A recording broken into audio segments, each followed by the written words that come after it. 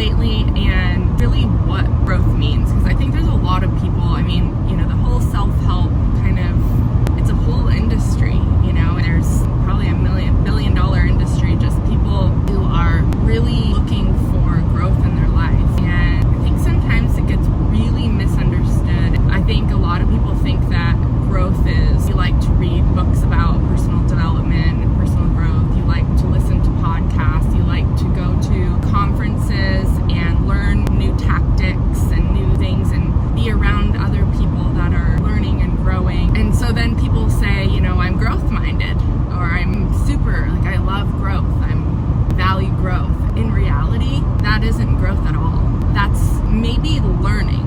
So you like learning, but you don't like growth necessarily. And so I start thinking, what is growth? It's honestly kind of the shit. It's if you think about a muscle, and if you grow a muscle, it's actually you're working it out and you're actually destroying that muscle, you're breaking it down and then repairing it, builds it back up. It's this process of breaking down. I think most people in today's society actually avoid that really at any cost. Divorce rates are rampant, credit card debt is rampant, alcoholism, drug addiction, it's rampant, consumerism, shopping, it's rampant, which, obviously the credit card debt. And what leads to a lot of these behaviors is the avoidance of feeling and the avoidance of reality. And I think we actually avoid growth in many, many ways because it's extremely uncomfortable. The other analogy I think of when I think of growth is I think of the seed that's planted in the dirt. I just picture being a seed. Maybe I'm weird, but I picture being a little seed and I'm planted in dirt, and even there's shit fertilizer and it's dark in there. It's dirty, it's dark, it's lonely. I'm sure the seed would be lonely down there, and it goes through this process of a deconstruction almost. I think about that in just our daily life. I'm an entrepreneur, obviously, and so that process is very real to me. And most people give up or numb themselves when they get to the end of themselves. And I've done it too. When I got into real estate, and I'll just share vulnerably, I hardly drank alcohol at all.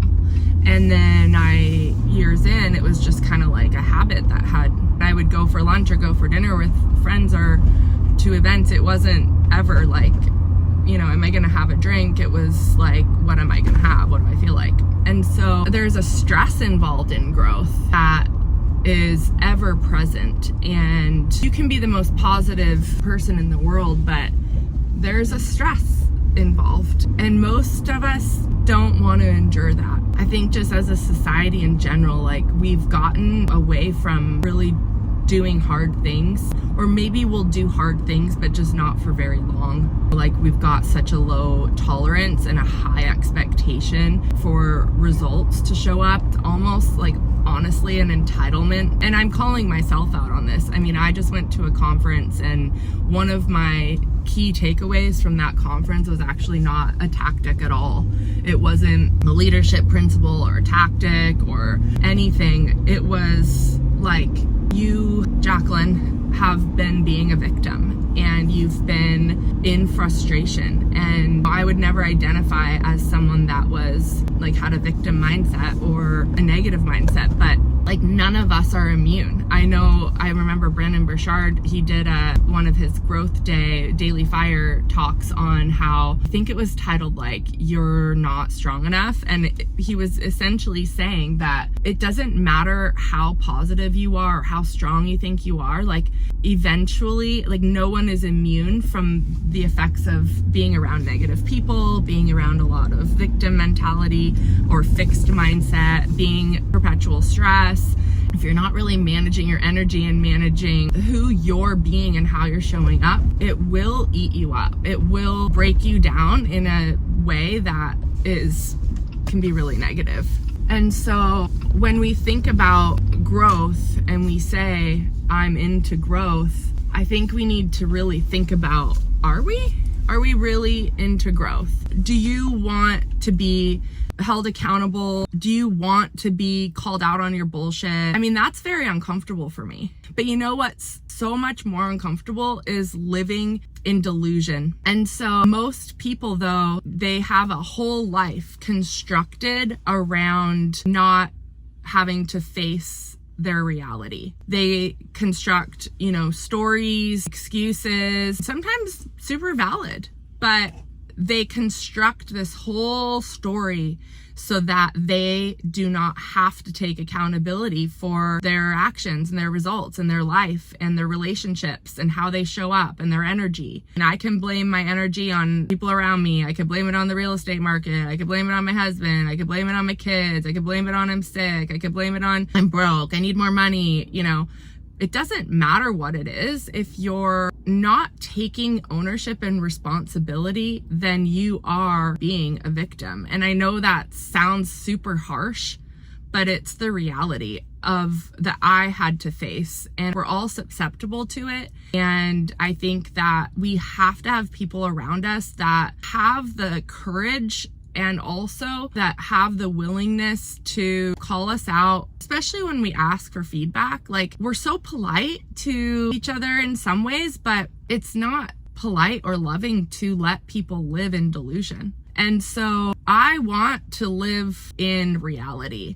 And that is sometimes very uncomfortable because I have to be willing to admit my own shortcomings, get help, get accountability in my life where I need it. And that is uncomfortable to do. It's uncomfortable to take direction when we're competent people. Like I've recently, I had to get help with my health again because I just wasn't getting on track. And that's very uncomfortable for me. I mean, I run a successful business, and then here I am. I needed a coach. I needed someone to check in with me. I needed someone to help. And that's uncomfortable because we feel like we're supposed to be able to figure everything out ourselves. And I don't think that the greatest people have done that. Like, I just read a quote and posted it the other day about Michael Jordan and how he said that his greatest skill was being coachable. And that even when he felt like his coaches might have been wrong, that he tried to listen and take their guidance and their advice. Michael Jordan. And that, to me, is ultimate humility. And when we look at the greatest of the greats, that is a common thread that I see, is the humility, the coachability.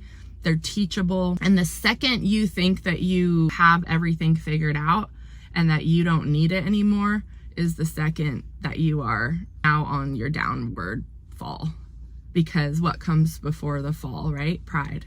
And it creeps in, and you don't want to think of yourself as someone that has pride or ego, but we all do. And the second we think that we're immune to something, or we don't need something, or that we've made it, I think that's a dangerous, dangerous place to be. So I'm focusing right now on having a rookie mindset. And I remember when I was brand new to the business, I was very, very teachable. I was like, tell me what to do and I will do it. And a lot of people, what I see is that they want to be told what to do, but then they want to have a whole bunch of opinions about it and why that doesn't work. Like, this stresses me out and that's too much. That gives me anxiety, like all these things. And it's like, that's from all your opinions that you want to have about something. And I was just like, you know what? You want me to go door knock? I'll go door knock. I ain't above that. You want me to cold call? I'll cold call. You want me to post on social media? I can do that. You want me to do open houses all weekend? I'll do it, because I wanted the business and I wanted to do whatever it took to be successful. And I think nowadays people say that, but then when it really comes down to it, they're really opinionated. And that is the opposite of teachable and coachable and accountable. And it's the opposite of humility. So I'd say one thing, if you want to change your life, is find another level of humility in whatever area it is. If it's your marriage, if it's your health, if it's in business and finances. I mean, I've had people look through my bank statements, and that's a humbling experience. But find an area that you're wanting to improve, and I bet you if you really look at it with honesty and with humility, that's your ticket right there. Is another layer of humility will change your life. So that's my process and my thought for today.